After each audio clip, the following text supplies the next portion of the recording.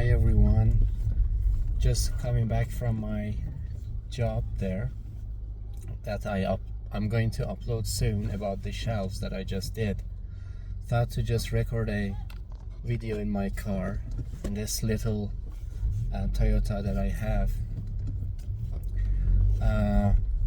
I think it's a nice way to make use of the time driving and to express my feelings and reasoning behind my work. As you'll find out soon, I actually have a few degrees in science and one in medicine, and currently on a study break of doing a master course in neuroscience. But the course of my life taken a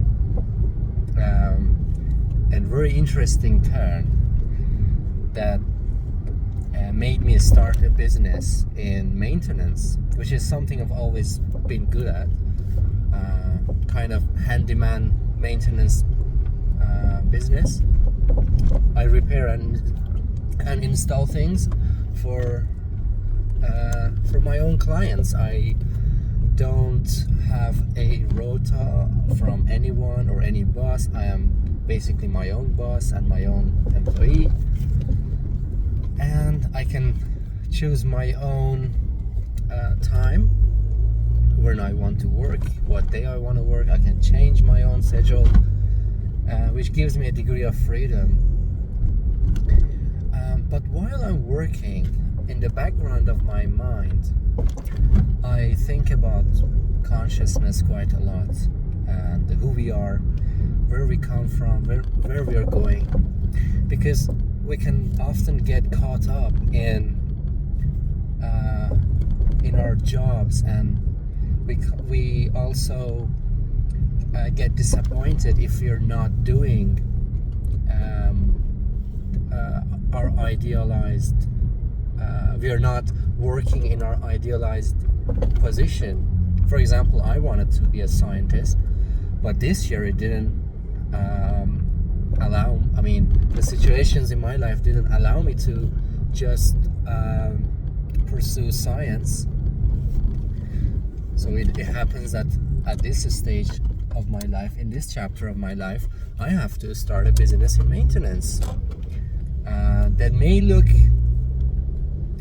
quite different from someone who comes from a scientific background, but what it's teaching me is that, or the way I'm looking at this moment in my life, is that the most valuable thing, even prior to our career, is our consciousness, is our spiritual development, and digging deep really into asking the important questions.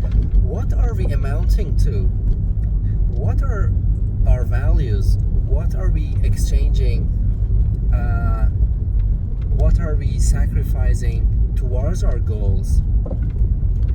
Are we sacrificing our health for money? Are we sacrificing our life and well-being towards our career?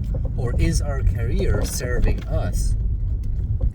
And more important question, are we serving our ego, or are we serving our true self? And these are the questions that I'm interested in, and I have been privileged to be in touch with a lot of resources and people that do talk about consciousness, which at some point during my channel I will dive deeper into my research into this field. And however, what I'm trying to say now, driving this car, which is out of which I run my business, is that value your consciousness more than anything. do not fall into the trap of attaching yourself to a career.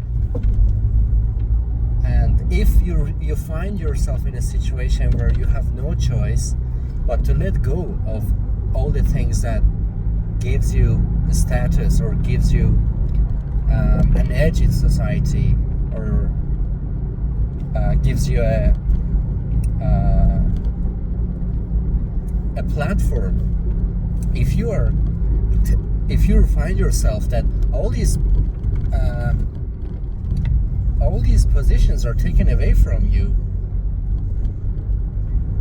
that is the moment when you have to go back to what is the most valuable and work on that. So one way that I take advantage of this opportunity of me as a scientist now having to run a business, which I love meeting people, I love solving problems. You don't always have to feel useful by solving scientific problems or by solving medical problems. You can feel useful by solving mechanical problems or maintenance problems, building problems.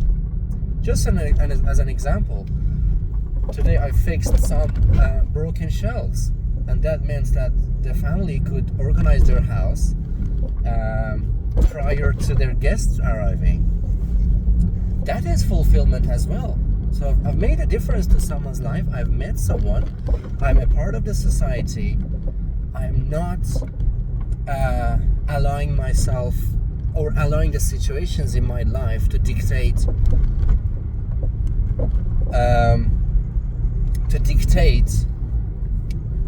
my involvement within the society. I still do go out through my business. I'm still involved. I'm still serving society, and I'm meeting people and I'm listening to people. It's often also that the clients that I meet, they share the same problems in their own lives, and we talk to each other and we sympathize on various aspects of life. Mental health is the most common topic that I'm interested in. I talk to my clients, those who do engage with me. I've got clients that I have known them for a long time now, and they keep referring me to their families, and they're like kind of family to me. And they always like make food for me, make coffee for me, and it's just a great relationship. When it's really it's an honor actually to know that the society you live in values you that much. You are valued. This reminds me of Jordan Peterson in one of his podcasts. He said, "Don't do nothing." So when life becomes hard, or when you find yourself in situations where you have to manage a lot of tragic events, that you just have to make sure you and your surroundings just survive. At that point, don't do nothing. If you find yourself debilitated, for example, and like all of your career is taken away from you, you find yourself in debt, you find, for example, your relationships fall apart, or you lose a loved one, or a loved one becomes severely ill, do not let these events change how you are internally. I know we like to sympathize with people, but sympathy doesn't have to mean that you have to go down to the level of the tragic event. It means that you value their pain, you attend to their pain, but at the same time you should be the reason of others being lifted. For example, let's say a loved one passes away. There would be no point in weeping and crying, and I'm not against expressing emotions, but there is no point in me dropping myself down to the person who is experiencing the most pain. I should be the one who is the reason why their pain is lifted at that tragic moment. So again, it reminded me of what Jordan Peterson said, that don't be doing nothing, don't do nothing. Because I thought about doing nothing. The reason being, I never thought I would start a maintenance business as a qualified doctor, for example, or as someone who's doing a master course in science. I've always had inflated goals about becoming this lecturer at university, which I'm still hoping to be able to do whenever the right time comes. But I realized that was becoming my main axis of being, which I'm grateful that life events has knocked down that axis and foundation, so that I can go back and build my foundation on the things that are the most fundamental, which is my consciousness, and not let anything else replace that foundation for me. And this is common because the students often find themselves in a position where they cannot pursue what they ideally wanted to pursue, and it kinds of destroys their sense of achievement or sense of purpose in life. But my advice is, when you do find yourself in that position, try to realize what is the most valuable that you're ignoring. What is the single most important thing that, if all things taken away from you, will still worth talking about or worth putting your mind energy to. So yeah, never be doing nothing. Don't do nothing. If you find yourself in a situation that you're paralyzed, like everything is taken away from you, and start doing whatever you can. If you can do gardening, just start a gardening business. Just start doing something. And if you can, teach something, start teaching. Or what I'm doing now, I'm just randomly taking out my phone and just recording, expressing myself, expressing my ideas. And don't think that you have to be perfect. Don't think that it has to be formulated or planned.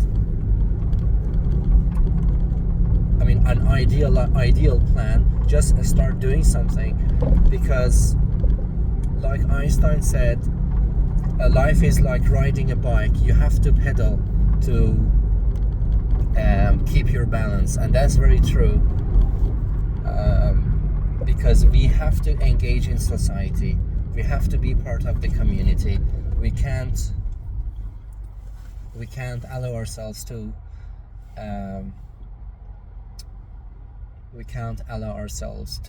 or our ideals to paralyze our plan in life. Any plan is a perfect plan. There is no perfect plan. And a lot of people who are successful tremendously in their business or career, at some point they face severe breakdowns. And that is to do with their consciousness and their mental health. So that is the most valuable thing. So no matter where you find yourself, always remember you can go back to what is the most valuable and start from there. Don't worry about what you're doing in terms of your business, your career. That could be anything, but maintaining that fabric of society is important. What really felt good about me starting this business was that I appreciated society for what it is. I appreciated that people do things that takes a lot of their time, takes like their lifetime to provide a service. They could have been doing anything. They could have been, writing a book or going on adventures, but they chose to serve the society. Just imagine if your plumber wasn't available to call, or you lost your car key and the locksmith was not available. What would you do? So although we can debate and talk about all day about how wrong we are operating on this planet, how far we are away from nature and the ecosystem, and that we can search for the perfect society, and we should not be part of this damaging society to the environment, or this damaging structure of in the industrialized cities, for example. Because I know there are a great portion of people, especially younger generation, who do not like what they see. They do not like this pollution, for example, that we are pumping into the atmosphere. They wish that life was much more simpler. We were more in touch with nature. Or, for example, the bureaucracy, the unnecessary steps in processes that just wastes a lot of time. Yeah, these problems always exist, but I believe that we should still be part of the society. We should not abandon ourselves and our fellow human beings. There may be, for example, impositions that we do not like. I'm just saying, let's say, making diesel cars, just random thing. You may be against diesel cars, but there are still diesel cars on the road, and there is someone out there who is putting their life, their time, their breath into fixing diesel cars, for example. And we shouldn't just abandon being part of the society because we disagree with some aspect of the society. We should be part of it, and we should be part of the change. And we shouldn't retrieve and kind of go back and stay out of touch with everyone. We should be in the very heart of the problems, and we should engage. People still need to, the network still needs to be active. Talking about spirituality and consciousness, it's one of the misconceptions that if you're, let's say, enlightened, or you are moving towards enlightenment, or consciousness, that you should retrieve into a cave or up in the mountain, and you should just get away from the noise, from the crowd, so that you can attain something. which is okay in its own right.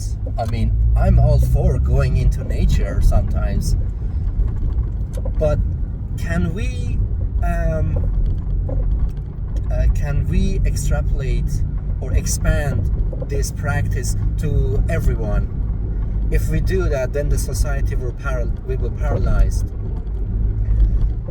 So I believe that our pursuit for inner enlightenment or consciousness should not be accompanied by retrieval from society. We should be part of everything that we can be. We should go to that seminar, we should go to that meeting, we should start that podcast, share our thoughts,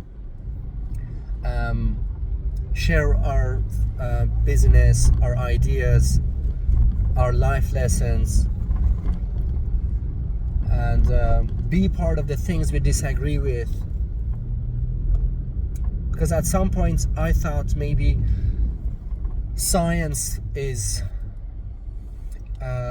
going down a path where our identity as human beings are being reduced to numbers and mathematics, which is something I was afraid of, and that kind of tainted my view a little bit, which was a false view. It was like my own imagination. But when I went into research, into science, I realized what I earlier talked about, that still we need to address our immediate problems, and we need everything. We need sophisticated science. We need all approaches from every angle. There is nothing wrong with any different perceptions or angles that we tackle problems. Just give you like an example, mental health. It is okay to have the materialistic point of view as a hard scientist. It's okay to view human beings that way, and it's also okay to have the mystical point of view of the universe and human beings. We need all of it. It's okay to have the religious point of view. It's okay to have different religions points of views. We need them all because these point of views are part of the fabric of the society. So we need science, we need religion, we need philosophy, we need mysticism and spirituality. Well, these two kind of the same, mysticism and spirituality. We need all, and this leads to the word polymath. A polymath, from what I know, by the way, I'm from Iran, and I am in love with my history and my country's history, the Persian history, and what it offered to the world. So when we think of the word polymath, what comes to my mind is, for example, Al-Khwarizmi, or Abu Sina, or Avicenna, it's called in the West, or Omar Khayyam, who's a great Persian poet, mystic, mathematician, astrologist. The list goes on and on. Back in old days, people were involved in everything, because why not? Why just do one thing if you can do everything? Part of the reason is that when you start questioning everything, be interested in everything, you become more wholesome, you get more ideas. This is why I like to pursue all topics, and I believe that we need everything. We should not discard anything.